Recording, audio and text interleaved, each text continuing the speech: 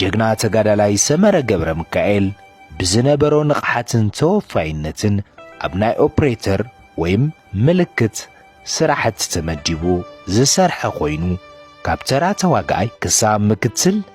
ኣዛዚ ሬጅመንት ንምዃን ዝበቕዐ ኮይኑ ጸላእቲ ህዝቢ ትግራይ ዳግማይ ንትግራይን ንትግራዋይን ንምጥፋእ ኩናት ኣብ ዝኣወጁሉ እዋን ኣብ ዕላምኡ ብምጽናዕ ኣሃድኡ ብምምራሕ ኣብ ዝተፈላለዩ ቦታታት ሰሜን ምዕራብ ዝተዋግአን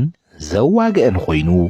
ብዕለት 26/01/2015 ዓመተ ምህረት ተወካሊ ኣዛዚ ሬጅመንት ብምዃን ኣብ ወረዳ ሰየምቲ ኣድያቦ ጣብያ ፍትሒ ቁሸት ጻዕዳ ምድሪ ዝተገበረ ውግእ ኣሃድኡ መሪሑ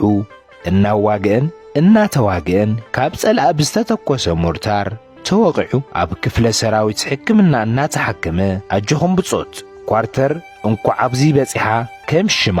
ኳርተር ኾይና ረኸብኽዋ ኣብ ሞትን ሕውየትን እናሃለወ ዝተዛረቦ ቃል ኣብ ነብሲ ወከፍ ተጋዳላይ ዘይርስዕ ቃል ኾይኑ ዝነብር ቃል ንብጾቱ ገዲፉ እቲ ስለ ህዝቢ ንብጾቱን እምበር ንነብሱ ዘይቐድም ጀግና ተጋዳላይ ሰመረ ገብረ ሚካኤል ናብ ዝለዓለ ሕክምና እናተወሰደ ኣብ ወረዳ ሰየምቲ ኣድያቦ ጣብያ ፍትሒ ምንተ ህዝቡን ዓዱን ክብል ክቡር መስዋዕቲ ዝኸፈለ ጀግና ወዲ ህዝቢ እዩ።